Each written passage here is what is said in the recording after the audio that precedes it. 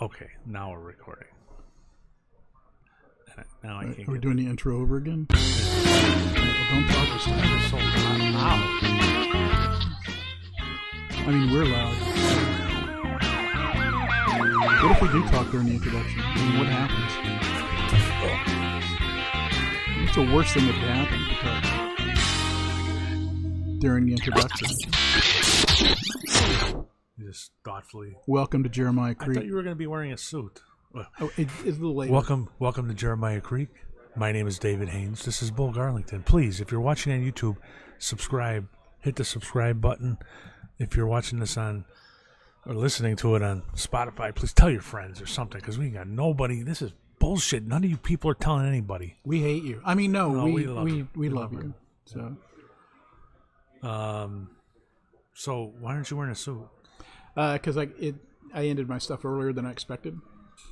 And, Wait a minute, you were wearing a suit earlier today? No. And you look like this now? I thought I was going to say, how do you go from, I'm going to have enough time. I'm going to do the show and then I'm out right away, and I'll have enough time to get ready, take a shower, and I feel like taking a shower after I smoke, so I don't put my suit on with smoke on it and everything. But you could wear a smoking jacket. I looked into getting a smoking jacket. Do they still make smoking jackets? Yeah, they're really expensive. I would think.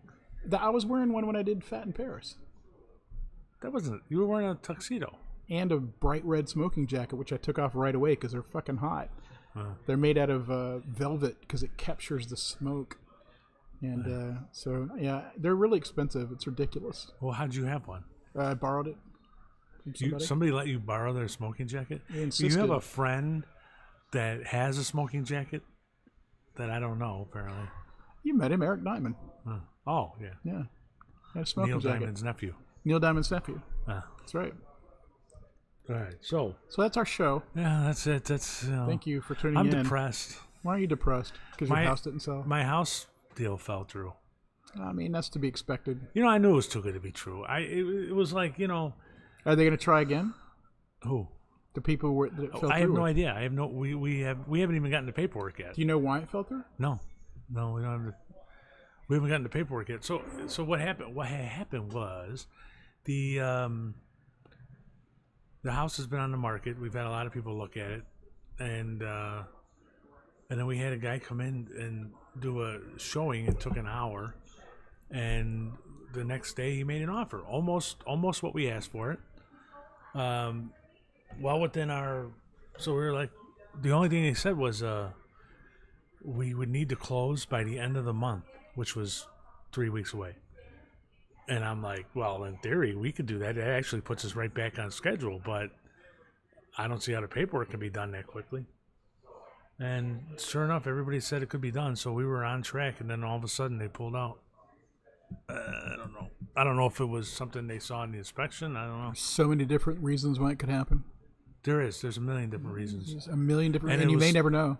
It was still within I guess there's a 5-day thing. So like they put down earnest money, but it was within the time limit. They can get the earnest money back without saying. Your agent should tell you though. Well, okay, to a certain extent, they don't have to say. Oh yeah. Within a certain amount of time, and B, the agent was like, you almost don't want to know, because I can't imagine that they found something in the inspection that would have caused them to pull out. However, if they did, according to the agent, you may not want to know, because then you have to disclose that to everybody else. And they could be wrong. So if somebody comes in and goes, hey, you shouldn't buy this house because the roof is going to leak. And then, like, we have a new roof. It's like, well, no, it's not. We just had everything fixed and professionally with, and so, but now you would have to tell the next person that wants to buy it that, hey, that inspector says it's going to leak. Oh yeah, fuck that shit. So you don't know. So on the one hand, you don't know if it's just a bullshit inspection or, I don't know. We pulled out of a house offer we made one time because another house that we wanted to put an offer on had one of the things we really, really wanted, and it was like, yeah, sorry, like, we were going to get yours because it was everything except this one thing, and and that was the only reason. That was the only reason we pulled out. Yeah. And we didn't tell them. We didn't tell them. We pulled out when we bought our house in Tennessee. We had an offer in on another house first, and it was a situation where we really liked the land. Was it on level ground? It was on the top of a hill. What is it with you and the tops of hills, man? It was absolutely. The view was unfreaking believable, and it had an outbuilding, and the people that were selling it were going into a senior center, like in their 80s. They had owned an antique business, and we were like, "Hey, we're gonna put an offer on this. If whatever you don't want to take with you, feel free to leave. Oh wow! Oh we my will God. clean out everything." Oh my God, no! I mean, it was so cool. This outbuilding was like I'm at visions of workshop in my head. So there was the house needed some work. When we looked at it, we knew the house needed some work. The work that we could see was work that we were willing to put up with. Like the bathroom was half finished downstairs. It needed new well, we would have taken all the carpeting out. The carpeting was decades old. So stuff like that. The garage was let me put it this way. Because it was on top of a hill, the garage was in a weird spot, and the kitchen was tiny.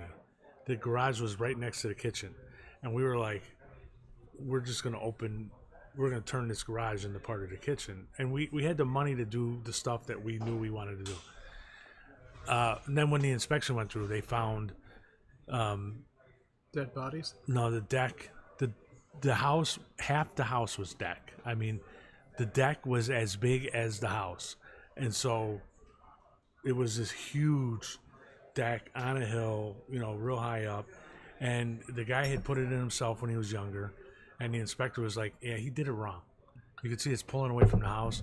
This deck is as years go by, it's going to get less and less safe. It's going to cost you $50,000 to replace this deck because it was so old and because it was so big. I mean, we love that deck. The guy designed it fantastic, but he didn't implement it well. So we basically told him, well, the inspection showed us it needed $50,000 more work than we wanted to put into it. So if you lower the price by $50,000, we'll take it. And they were like, no. And they ended up getting what they wanted. Yeah. They got what they wanted. We also saw another house that was in Tennessee that was perfect, but it was not on a hill. Did not have view of the mountains. The house and the outbuildings and had a pool were beautiful, but it didn't have that other stuff. So we ended up getting the house we got. If we ever move, I don't know if a view is going to matter because I don't think I'm ever going to leave my office. Well, you got to have, maybe you have a good view from your office. That'd be cool. I got one now. But I'm sorry your house fell through, man. Yeah, well, I mean, it'll. I'm sure it'll eventually sell. We got a lot of people look at it. It's the pattern. Yeah. When we sold our house, we had a bunch of people come and we're like, oh, this is it, man. And it didn't happen. Yeah. When it finally did happen, the guy had this weird stipulation. It was like all the normal stuff, but also he wanted to keep one of the signs we had on our wall. It said, no hippies beyond this point. He was like, I want that. We're like, okay. Yeah, sure, buddy. That'll be $10,000. Yeah, another $5, buddy. I was just watching a video on YouTube of somebody who bought a schoolhouse in Indiana and they turned it into a saw house. that. I haven't clicked on it yet. Yeah. People that do that stuff are... I have a friend that bought a church and rehabbed it down in South Carolina. Yeah. There's a Airbnb in Scotland. It used to be a church, and Colleen and I really want to rent it so we can stand in the pulpit and yell. I'd like to buy a funeral home. And okay, that's... Turn it into a bakery. I went to. There used to be one in Chicago that was a bar. Muffins. There used to be a funeral home that was turned into a bar. There actually is one now. When I was growing up, we had my mom's repast after her funeral there, Crosby Funeral Home on Lincoln Avenue. It's now an Irish bistro or whatever. And but there used to be a bar that really went into the funeral home vibe, had coffins against the walls. That's and awesome. Shit like that. Last rites. That's what I would have called it. I don't remember. In Edinburgh, they have a bar like that called the Last Drop, and it was the place where they did the last hanging in Edinburgh. Oh. And there's a bar there now, and there's nooses everywhere, and it's nutty. Couldn't get away with that in America. No, I don't think you could. Yeah. Probably a good idea not to try, too. I mean, England doesn't have the same history we do, so they hanged a lot of people, though. Yeah, well, so did we. But so, what else are we going to talk? I was in the hospital for a long time. Why don't you tell us about that? That was amusing to those of us. Yeah.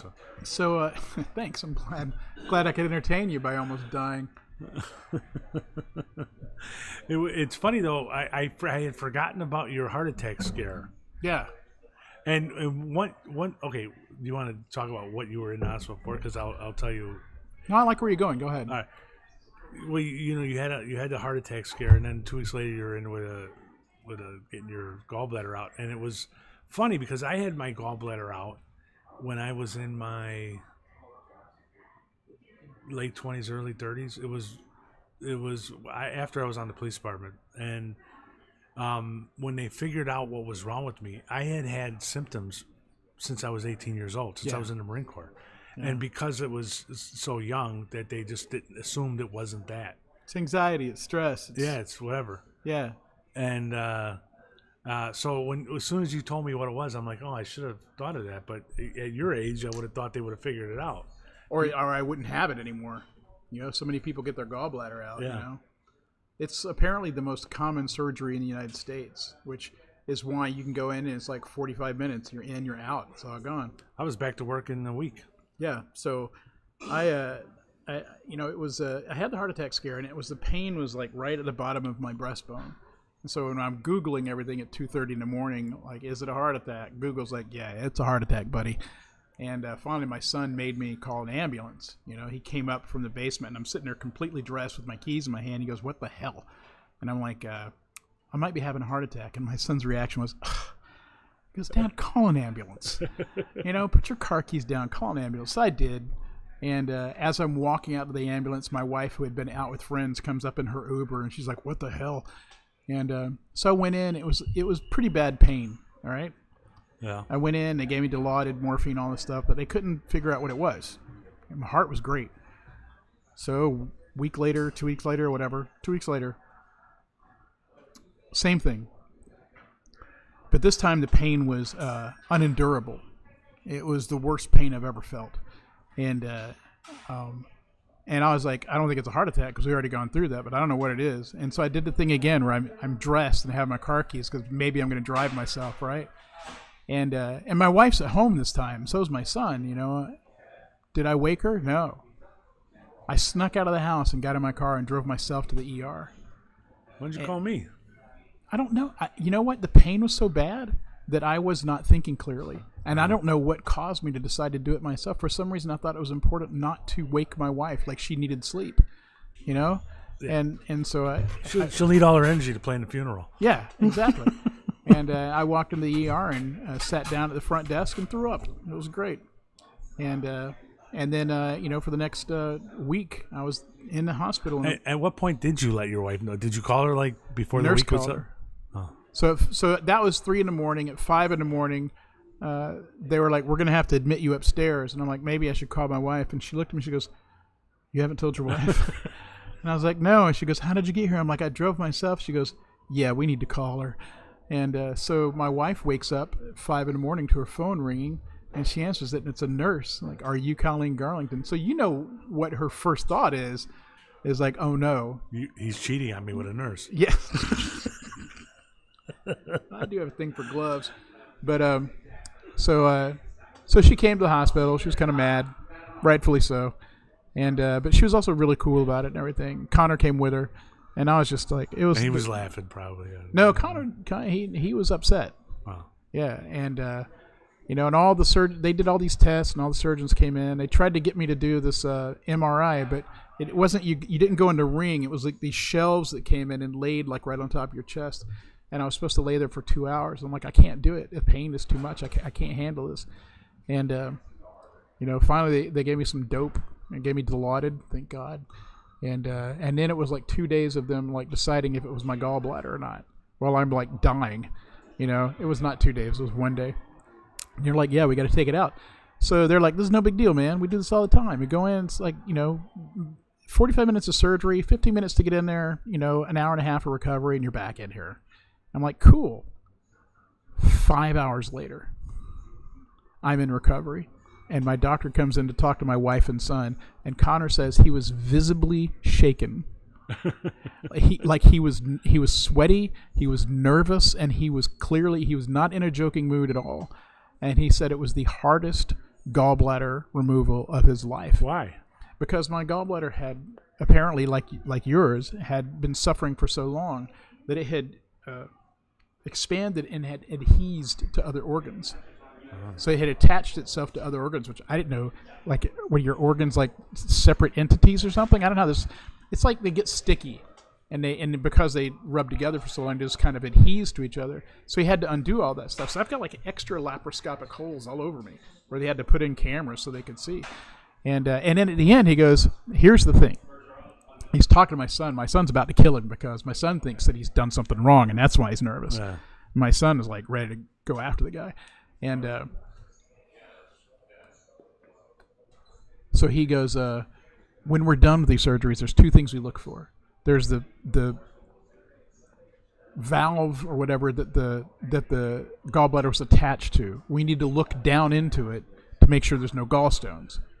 And then there's an artery. We need to be able to see that artery and make sure it's not nicked. And he goes, we could not see either one of those things. And he goes, that's partly why we were gone so long. We couldn't see him.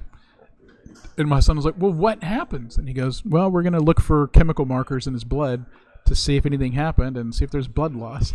And Connor's like, well, then what happens? And he goes, well, then we'd have to fly him to University Hospital because we don't have the tools for that. And Connor, he walked out, and Connor's like, that he did something. He did something wrong. That's why he's nervous. And but everything's fine. I'm fine. I just recovered for several days, and I laid there in bed and did a lot of drugs and had a lot of weird pains, But it's all over now, baby Jane. Wow, that's good, man. That's good. I will say that, I came home with the little bag hanging out, Yeah. And a week ago tomorrow, I went to the doctor, and he took that out. And I got to tell you, man, you're never prepared for that. It's not painful. It doesn't hurt. But it is startling. Yeah. Yeah. I had that after my hernia operation. I had a drainage thing. When they take it out, it's fucking weird, right? Yeah, because you can feel it. It doesn't hurt, but you can feel it, and it's something that you shouldn't be feeling. Right, like you've never felt anything there before, and suddenly there's something swimming around in your abdomen, and you're like, what the fuck?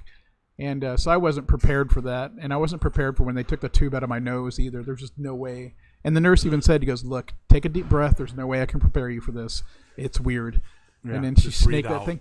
She pulls it out, and then she's hanging it over me. I'm like, can you move, please? This thing's going to land on my face. But I took full advantage of my insurance. I was there probably 3 days longer than most people are. And but that's also because they were checking every 4 hours. They were checking my blood to make sure that I had some. And so I did a lot of morphine. That's and stuff. Yeah, and I slept a lot. My wife was like, don't you want to book or watch TV? I'm like, no. And I just laid in the bed like Felix Unger. I'm enjoying the multicolored hippos flying across the sky. Here's the thing that I liked most. This is so funny. First of all, I liked that my wife was actually caring for me. Because if I have a bad cold, she's like, suck it up, bitch. Yeah. Can't you vacuum between the couch and the TV while you're laying there? Yeah, exactly. You could reach. That literally is a conversation I've had. Yeah, me too. Can you fold these towels? I'm like, I'm clearly sick. I've got COVID. Yeah, you'll get over it. But this time was different. So my wife came and she stayed. She took care of me. And she did things like made sure my sheets were perfect. And I'm kind of a snooty bitch about my sheets. And so did the nurses. And suddenly I thought, oh, my God, I've got like 4.5 days of constant care. Yeah, I'm like, I am going to ride this wave to the end, man. It was great. The only bad part. I remember one time when I came home from the hospital after my accident, And my wife brought me a cup of coffee, and I'm like, "Am I dying?" Yep. I mean, my wife has been cooking meals and making shit. and cleaning the house and everything. And I'm not. I got to tell you, I'm not ready yet. I'm not recovered, man. I am. Yesterday, I had Lauren Parton came over yesterday with her kids. I got to meet her kids finally. So adorable, amazingly adorable. And I walked them down to see the chickens and walked over to the park. Right. Whew. What chickens? My neighbors have chickens. Oh. And it's a chicken zoo, Dave. And The chickens I see when I take the lawn. right, it wore me out. I as soon as we got back to the house, I was like, Lauren, I'm sorry, but I'm done. She goes, yeah, you're a broken man. and I just don't have any energy or anything. And I'm like, everyone's like, well, that's what you should expect. And for some reason, I didn't, because I've never had surgery before. Oh. And so I didn't realize that it's going to be like 2 weeks of recovery. Like I shouldn't go to lodge tonight. You're getting. I mean, we're getting older too, so recovery takes longer than it. Like I said, I had my gallbladder out, and I was back to work within a week. Yeah. I couldn't. If I had it done now, it wouldn't be like you can bounce back in a week. Yeah, and they did root around in there for a long time and do weird stuff. I've got weird. My scars are weird, and stuff. But what was I going to say? So let's get some TMI into the show here. All right. So I'm a prudish guy. All right. I don't. If I swim in a pool, I keep my shirt on. All right. I don't like exposing myself in any way, shape, or form. Okay. But I'm laying in bed in the hospital, and I am weak, and I'm in pain, and I have tubes all over me, and so I can't get up and go to the bathroom. But as you and I both know, men of our age need to get up and go to the bathroom a lot. Yeah. All right. And so she goes, well, use this thing. And she gave me the little handled, whatever it's called. And I'm like, I can't pee laying down. And she goes, well, we can't put a catheter in. There was a reason they couldn't put a catheter in. Well, you don't want a catheter in. Yeah. Well, no, I don't. Conscious. Yeah. No, I don't. Taking it out. I remember him taking it out. Were you were conscious? When they took it out, yeah. No thanks. Well, even on drugs, it was bad. Here's the thing. They have external catheters. And I'm like, well, what is that? And she took one out and she handed it to me, and it had instructions on it in cartoon form. So there's the man's unit right there, and it goes in, and this thing is like a saran wrap glue thing that just covers over everything. And then if you pee, it's got a suction thing to it. It just goes out. I'm like, that sounds like a great idea. And she goes, but you're okay. still laying down. Well, yeah, I thought it would work. And she goes, all right, well, I'll apply it. I'm like, hang on. I'm like, I'll do that. She goes, oh, no. She goes, this is a nurse's job. And I'm like, oh, well, then I don't want to do it. She goes, well, what are you going to do, wear a diaper? And I'm like, no. And she goes, listen. She goes, I do this all the time, all right? This is not even going to bother me the tiniest little bit. I'm like, it's going to bother me. And she goes, well, please don't use the word tiniest. Yeah, exactly. And she goes, I said, it's going to bother me. And she goes, well, get over it, And so she started, and then she goes, I'm going to have to shave you. And I'm like, oh, my God. Oh, my God. So right there, strips everything down. She grabs a razor. She goes in, and she goes, oh, and she looks up at me like that. She goes, I'm going to need scissors, right? And I'm like, holy shit. And like a half hour later, she finally has this thing on me. And it is just the most embarrassing half hour of my life. Well, after my motorcycle accident, I was in traction for 3 months. I remember that. Laying down. That's bad. But going number 2 in your bed is a new level of humiliation. That, it's amazing what you get used to. I always felt bad for the people who had to clean it up because, you get pretty good at it, but using the bedpan, but you never get over the humiliation of it, and you never get over some guy's got to come in and clean it up. Yeah, nope, couldn't do it. Thank God that one of the things that happens when you have your gallbladder out is the 2 signs they're looking for to make sure you're working is A, farting, and B, taking a dump, right? Yeah. So the whole time, like, did you fart yet? And I'm like, I've never had people actually request that before. Most people are like, can you not, please? And so thank God I didn't have to deal with that part. But even after they put this external catheter on, couldn't go. It just wouldn't work. I don't know if I'm jackknifed or what. So finally, she goes, well, I can adjust it. I'm like, no, I think I need to stand up. So we went through the whole rigmarole of finding out how I can stand up. And I stood up, and my wife was holding me on one side, and this beautiful Filipino nurse was holding me on the other side. And I just went, oh, like that. And just like more pee than I've ever had in my life. It just went on forever. Yeah. I hope I got used to that. I got used to that urinal when I was in it. It wasn't.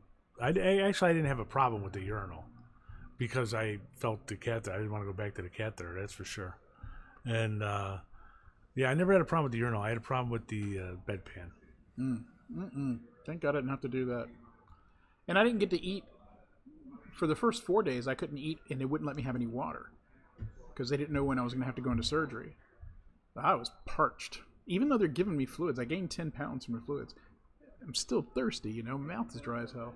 And finally, when I finally did get, like, first they give me ice water. Chips, and I was like, oh my God, this is luxury. And then they brought in, like, the worst meal ever. It's just Jell-O and soup and grape juice. And it was like I was a sick child, you know. And I was like, oh my God, this is delicious. It was so dumb. And anyway, that's my adventure. Well, I remember vividly having an operation. It was my hernia operation, and waking up in the recovery room. And as I was waking up, as I was coming out of it, you know that fog you have? Yeah, I was really confused. Yeah. They were telling the guy in the next bed, but I was able to hear it. So I didn't know if they were talking to me or not because they were foggy. I heard him telling the guy in the next bed that whatever he had, they found cancer, and it was just too much for them to take out, so they just closed him up and stuff. And yeah, imagine waking up to that. And I'm like, what the fuck? Yeah, put me back. And I'm finally looking around, nobody's talking to me. I'm like, they must be talking to somebody else. The recovery room was weird because it looked like a big office. Really? It didn't look like a medical thing at all. And I wasn't in a room. Like my own private room. My bed was against the wall. You know, it was so bizarre. But there, I'm all over that stuff now. So now the next big event is I have to pay for school this week, and then I start sometime next month. Well, looking forward to it. We're taking my daughter to college on Wednesday. Wow. Where again? Elmhurst. Is she staying there? Yeah. And so we're having they're having roommate trouble. They switched their roommates a couple times, and it's pretty funny because she doesn't have she's not going with a friend. She didn't do the whole roommate thing, so it's kind of like you still they fill out a questionnaire, they pay you off, and then if you don't get along, you have to figure out something. So she gets a notification last month that who her roommate was. So you can send emails and stuff. So they send her an email, and the girl's like, I don't know what happened, but I actually committed to another college. I don't know why they had me on their list. Nice. So, boom, that's gone. Shouldn't say anything. That's Then you get your room to yourself. That's gone. And so then her next roommate comes in, and I don't know. You look at the name, and I could tell that the person had what would be considered a black name. Yeah. I can't remember exactly what it is, and I'm like, oh, okay, well, it might be a little bit of a culture shock. I mean, I've had black roommates in the Marine Corps, and I was able to get along with them, but there are differences, differences in food that you keep, and differences, the heat. The thermostat was the one. The thermostat was the one thing that me and my black roommates had problems with. I mean, we can get along pretty much with anything else, but it was always an argument over the thermostat. And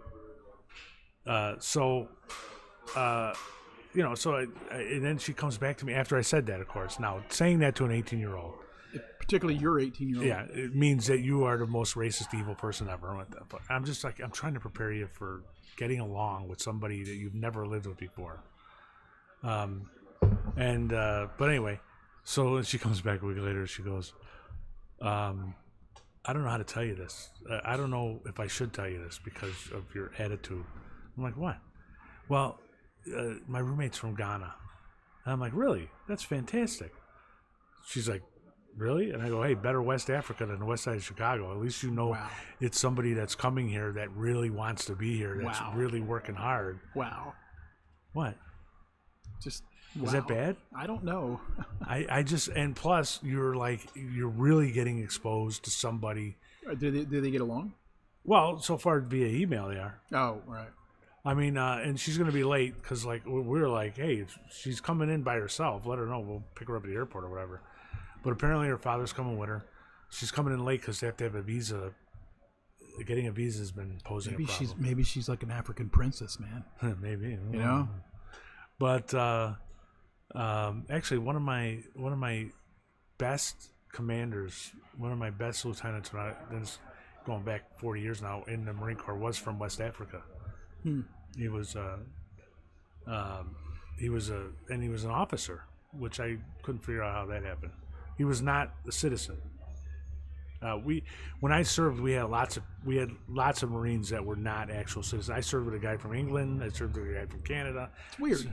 Yeah, but he was the only officer I've ever seen. I always thought you had to be a citizen to be an officer. Yeah, I thought you had to be a citizen to be in the Army. No, you don't have to be a citizen to be an enlisted man. I know that because I served with several that were. Why would somebody want to come here and join the Marines if they're not from America? I met people that went to serve in other countries' militaries, especially England and Israel. Interesting.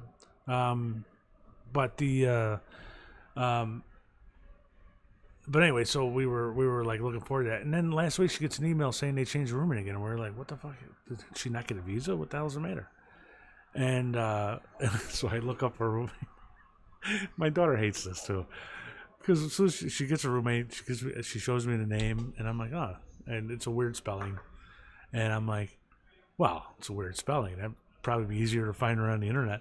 So I found her, and this girl was also really cool, a Native American basketball player from out west, and and it was like so there's newspaper articles about her going to Elmhurst. There's like stats. Wow. She's like high end.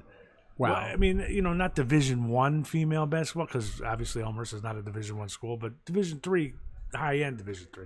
So it was easy to find out information for her, which drives my daughter absolutely batshit crazy. She's like, will you stop running my roommates? I'm like, well, I just want to see who you live with. And she's got another email today saying they're going back to the other roommate. So I don't know what the deal is. She's a little confused, but... Well, they'll settle on one eventually. I still said that it's going to be a problem with the thermostat. But Well, I mean, you that's... can't come from Africa. And, My wife and I have a problem with the thermostat. Neither one of us is black. yeah. Well, there's difference between men and women, and there's differences between black and white. My wife likes the house cold enough that you could store meat in it. And Really? yeah, That's weird. our upstairs bedroom is It took me 25 years to get my wife trained to have the bedroom cold. my wife likes the bedroom with icicles in it. I have the in the window wintertime, open. we just leave the windows open. I have the windows open in the wintertime. And then you get under a heavy blanket. Yeah. That's Yeah. the best way to sleep. Hell yeah. Although I got to tell you, man, I have terrible insomnia, and it always fucks with me, and it fucks my whole week up, and I don't know what to do about it, and I think that once I am over this stuff and I start exercising again, I think that'll help a lot, but I was so desperate recently that I bought a weighted blanket. It weighs 15 pounds. Yeah, we have one. It's way heavier than you think it is. And I sleep different now. I sleep through the night. It works. Yeah. But it's different because I sleep like I'm in a coffin. Like I pull it up to my chin and I put my arms on the outside and I wake up 4 hours later in the exact same pose. And it's just weird because I usually just spin around all night in my bed. I do. And Yeah. this is just like this. And it's man, I can't recommend it enough. It's awesome. Why'd you get one? For my daughter. So I've never used it. It's really weird, man, because you're like, well, I'll just get the 15-pound one. Well, thank God, because it's really heavy, Let me see if we have any other topics here. I do want to talk about the DNC, which starts today Yep. here in Chicago. My wife's going to the after party on Wednesday. What after party? The after party for all the volunteers and the workers. She's volunteering? No. She has a friend that was doing actuarial work or something for them Oh. and has been invited to the real after party. So she's going to get to meet some of the candidates. And she had a +1. It's the same woman that's taken her to Hawaii. Oh. I don't know. Maybe they're starting a relationship. I'm not sure. I'm okay with it. I told my kids not to go anywhere near downtown. I have to go to Ravenswood today, but I don't think that's going to be a big deal. Ravenswood isn't that big a deal. Yeah. But I do want to... Anything south, I told them basically... I didn't really like my daughter's been hanging out at Montrose Beach. I said I'd really appreciate if you stay away from the lakefront, just because, not so much because of the DNC, but because of all the whack jobs that are on the west side that the DNC is displacing while their crazies are taking over. And I'm just like, just stay away from the lakefront. It's plenty of shit to do up here. But so basically, I would say if you were in the city anywhere south of Belmont or something, yeah, you'll get caught in the very least in traffic. Yeah, it's going to be weird. Yeah, and I wonder what the drifters are going to do. Well, that's a good question. That would be. I hope they make the news. I'm excited about the DNC because, of course, that's my thing. But I'm more excited the fact that Stephen Colbert is in town, and he's already gone and redeemed himself at Chardog, at the Wiener Circle. Did you see the clip that he had last week where he was talking to somebody from CNN? And he said, he goes, I know CNN, they're pretty objective, and you try and play it straight down the middle, and the audience started laughing. He goes, that wasn't really a laugh.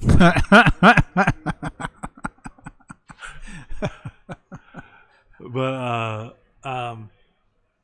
well, here the DNC. The thing is that if you're not in Chicago, if you're listening to this and you're not in Chicago, and you read the newspaper stories, you're gonna read. A lot of great stories about how wonderful it was and how nothing happened bad. But like here in the city, everybody's terrified about what's going to happen. I mean, yesterday, you think there's going to be protests and stuff? Well, like yesterday, the protest, the pre-DNC protest was supposed to be. I think it was supposed to be about anti-abortion, pro-abortion, pro-choice. Right. I think it was supposed to be pro-choice people. Why would they be protesting the DNC? They were the people that they did interview just say that Kamala Harris hasn't done enough. Kamala Harris, I'm trying to get it right.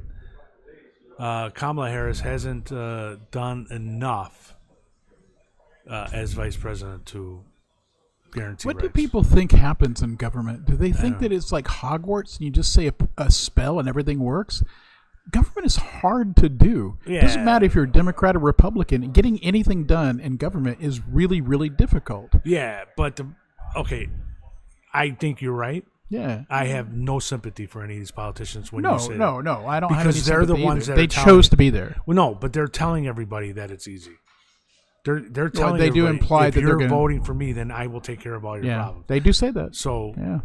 I have no sympathy for any of them. I don't have any sympathy for them, but I do think that I think a lot of people really treat political leaders once they're in office and they're working on policy a little bit like Santa Claus, you know, and they're just like, hey, do this tomorrow. And they don't realize that some of the things they want done take years. Yeah, but I mean, look at it. To get Roe versus Wade overturned took 50 years. Long time, yeah. Enjoy it while you can. But here's the problem. And I mean, like I said, I have no sympathy for politicians. But in reality, it's also us. And by us, I mean the people who have raised kids. These kids in this generation absolutely believe what you just said, that it's like Santa Claus. You put them in office, they can get you what you want. And then there are no patience for the nuances and the nose to the grindstone work that it takes for years to do it. But those kids were raised by us. I mean, my kids less, I think, than I see than some of the other kids around their age. But the kids their age, I have to tell you, I haven't seen that at all. I see it. Well, I see it in these protests. I see these kids are saying that they think that we're not going to wait 20 years for something to happen. We want it to happen tomorrow. Yeah. And it's like, well, wait a minute. It doesn't really work that way. You have to. No, that's the way and they're protesting for that. So maybe it's just the people that are protesting. I mean, my kids don't believe it, even though they don't agree with my politics. That they don't believe that they can change everything tomorrow. I do feel that I'm a huge fan of protesting and of activism. I think that it has a place in our society. We were born out of protest. America was born out of protest. I'm fine with peaceful protesting, but I think and I hope I'm wrong. What I think what we're going to see is what I started to say was that protest was supposed to be about abortion, and it was taken over by the Palestinian anti-Israel people. Yeah, and they are hanging posters. Like, my kids were shocked when I was telling them, listen, I really don't want you to go downtown. These crazies are coming out, and I said they're hanging up posters down there called Killer Kamala posters, all over downtown and the West Side. wow. And they're calling Tim Walz genocide Tim or whatever, just crazy. Wow. Listen, That's not even in office yet. I consider myself moderate, and I have no love for the left wing of the Democratic Party, which I believe. Thank you. That Harris and Walz We are love part you. of the left wing. We love you. They're not moderate Democrats. I believe they're left wing. On the other hand, I do not in any way believe that they promote genocide. No. And to hang up posters like that with blood red, Kamala Harris we're gonna kill, it's like, all right. I think we can all agree that these people are out of their fucking minds. They're just shooting to reach an emotional response rather than a reasonable response. Yeah, and it's like, I mean, personally, I'm a fan of humorous protests. I like things. I like when you see protesters and they're making a point, but it's kind of funny. You know what? I tell you what, they had a protest when Donald Trump was in office that I thought was the most insane, ridiculous thing. But it got me to think, I have to say. And my daughter was out there with these people. It was a protest about how feminine hygiene products should not have tax. Yeah. And I'm like, where the hell did that come from? That's the craziest thing. And then I'm like, well, it does have a point. I mean, we don't have equivalent male thing. I suppose Viagra. Maybe Viagra shouldn't get taxed either. I don't know. But I'm like, I don't know where the hell that came from. But it was a pretty thoughtful argument. And I'm like, I don't know if I agree, but I'm willing to listen. It's not like they have a choice. Right. And so I'm like, I can kind of see the reasoning behind it. It came out of nowhere and then went nowhere. I haven't never heard anything, I think it passed at the state level in a couple of places. Yeah, you know what? I think what happened after COVID, there was so long where they didn't tax groceries and shit that I think that the issue sort of got lost. I haven't heard any protests, or even my daughter's friends talking about it. Nothing. I haven't heard nobody talking about it. Maybe it's just because they don't protest that kind of stuff when the Democrats are in office. I don't know. I that was an issue that came out of nowhere and disappeared, and I don't know. But these people, I mean, they're literally protesting to kill all the Jews. The whole Palestinian Israel thing has people so worked up, and I understand why. I'm not part of that, and I get people get mad at me because I'm not participating. They're like, I had somebody challenge me, why aren't you participating? They said pick a side, and I'm like, no, I'm not involved. I don't. Yeah. First of all, you know me. I don't do politics anymore. That's not my thing. But even if I did, I don't have to tell you. I don't have to explain. There's some people that I know that, like, if you aren't jumping up and down and yelling, you're not participating. I'm like, yeah, I am. Well, there's different ways to participate, buddy. And you know what? The people there are people that, and this is on both sides of the aisle, there are people that are saying that if you're not jumping down and protesting, then you are for the other side. Yeah, there's a name for that, and it's not the Dunning-Kruger thing. It's something else. Idiocy is my name for it. It's those people they seek validation in belonging to a group, and they identify with the group that has that point of view. And if you're not part of their group, then there's something wrong with you, and it's so fucking stupid. Yeah. And it's so tiresome, and it's so, I don't know how to explain to people sometimes that, I have a friend that she was saying something, I forget, and she goes, yeah, I don't have any Republican friends. I'm like, are you sure? She goes, yeah, I won't. And I'm like, why? And she's like, because of their policies. I'm like, but it's an individual person. Why would you just dismiss them because of that one belief? She goes, well, they're Nazis. I'm like, what the fuck is the matter with you? I'm like, my best friend is Republican. She goes, how can you do that? I'm like, why don't you fuck off? I'm like, what is wrong with you, man? And then I said, look, let's say that, if anything has come out of the years of conversation that you and I have, all right, it's that we're emblematic of how a cross-the-aisle friendship should work, right? It's respectful and it's thoughtful, and there's no reason for it not to be that way. That is how America's supposed to work, I knew people that wouldn't talk to their family members anymore. If somebody's super rude to me, Well, yeah. even if it's about politics, then at some point I'm going to go, you know what, I think I'm going to go home. But that's different. I've cut off friends on Facebook, and they weren't like friends that I see all the time. They were friends that I worked with for years and moved away after they retired, because they wouldn't stop calling liberals names. Yeah. And some of them disgusting. And I just was like, you know what, I don't want to deal with that. I disagree with them too, but I'm not going to call them, Yeah, vilification is unnecessary. Yeah. And the idea that the person you disagree with is evil is more destructive, I think, than anything else. I mean, and I would feel the same way about somebody who says that the liberals are evil, as opposed to, I would get in an argument. Somebody said, "Oh, the right wing's Nazis." I'm like, the right wing's not the one that's talking about killing the Jews. I'm like, how do you define Nazi? And what it comes down to, this before, it's a conversation ending thing. Yeah. The idea is that they win if they say that. I'm so sorry for burping just now. I not, apologize to all the listeners. They're not defining Nazis as the same as Adolf Hitler. They're defining Nazis as people who disagree with them. And here's the thing: the reason they do that, and I've tried. I have extremely well-educated, incredibly accomplished friends who, when it comes to these kind of arguments, sort of lose their mind. And they are constantly saying things like, and I'm sure this happens on both sides, but since the people I'm talking about right now are all lefties, they're like, how can they look at the facts and then make the wrong choice? And I'm like, first of all, politics on both sides is, for the most part, an emotional response, not a reasonable response. And when you want to find out, when somebody is yelling at someone else and calling them a Nazi, they don't really believe that person's a Nazi, and they don't even care if that person's a Nazi. What they're trying to do is win, and that's where the problem comes in. And that's one of the great problems that we're facing right now, is that both sides have gotten to the point where the only goal they have is to win, and that is the wrong goal. Yeah. Their goal should be to govern fairly, regardless. If you're Republicans, good, get in office, govern fairly. You Democrats, good, get in office, govern fairly.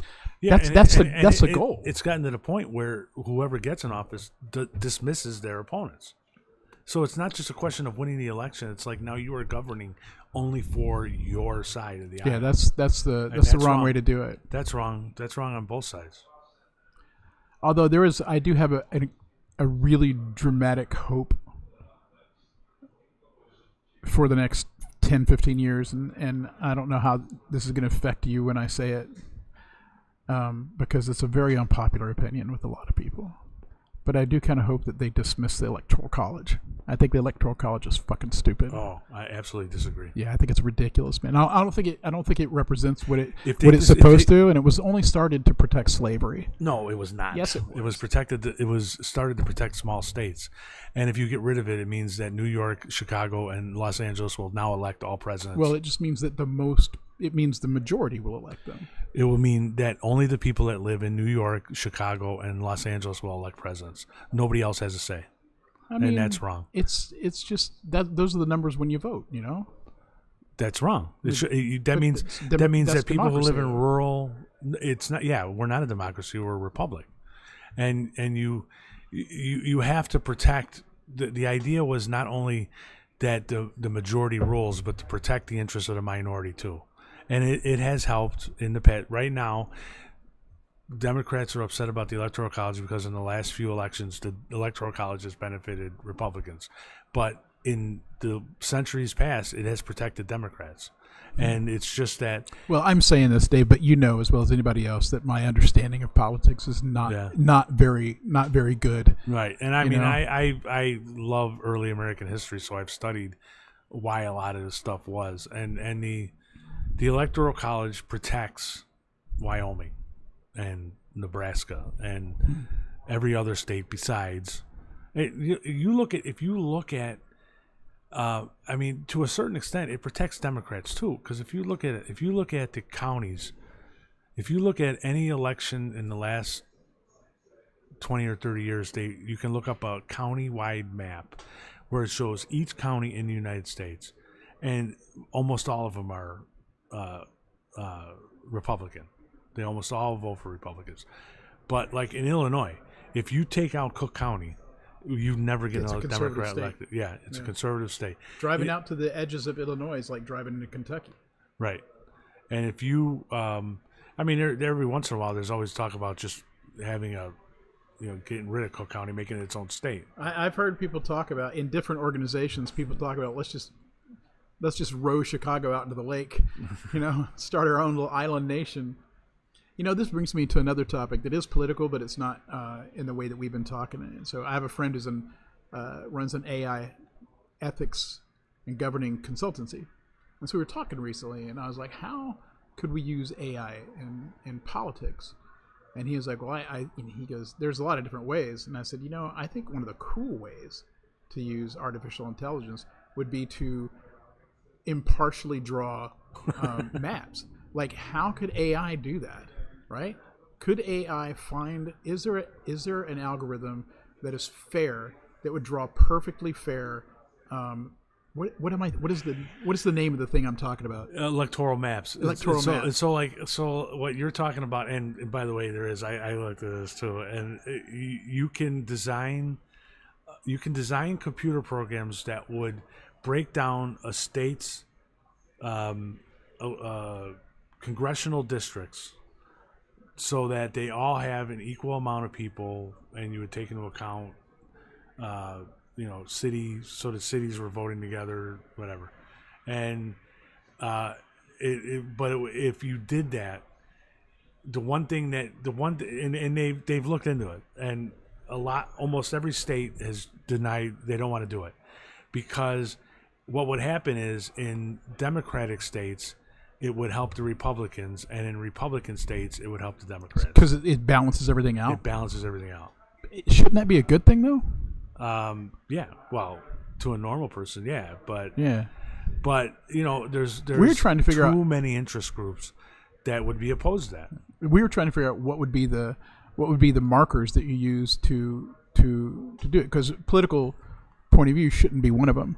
We were trying to think of completely non-political markers that you would use to divvy people up, and we couldn't really come to an agreement. One, because my friend is far too logical, and two, because I'm an idiot. So, well, what did you guys come up with? I think nothing. We gave up.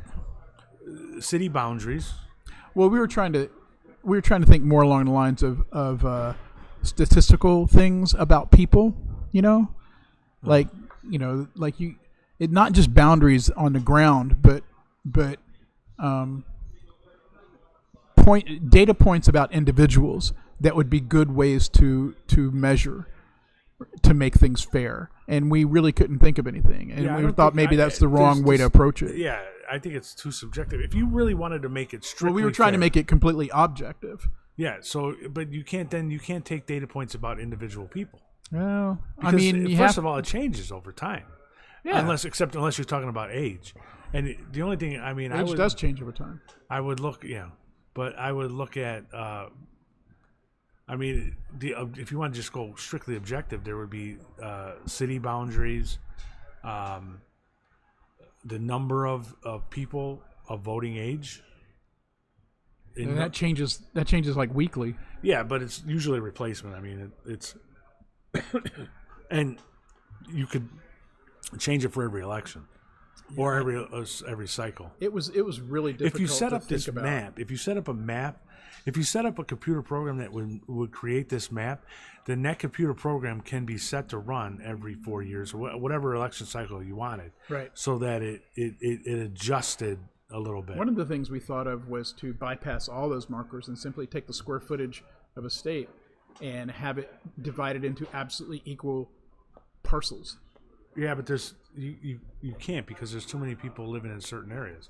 So if you were going to try to get the same number of voters in every congressional district, then like Cook County would still have They'd have like 500. It would have, well, I don't know about that much. What it has now, it would still have what it has now.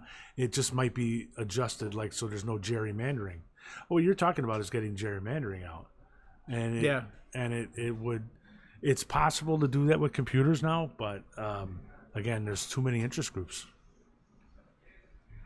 What it would take. Here we are trying to save the world, and we can't make any headway, Dave. You know what? I'm telling you, I think that the best way to do it would be, and I don't know how this could be done in a really high population area. I think is the ranked choice voting, where you pick your number 1, 2, and 3, whatever. Oh yeah, where do they do? They do that. Somewhere. They did in Alaska. Yeah, and it seemed to work out pretty well. Yeah, but Alaska's Alaska. Yeah, it's weird. I don't know if they can do it in New York.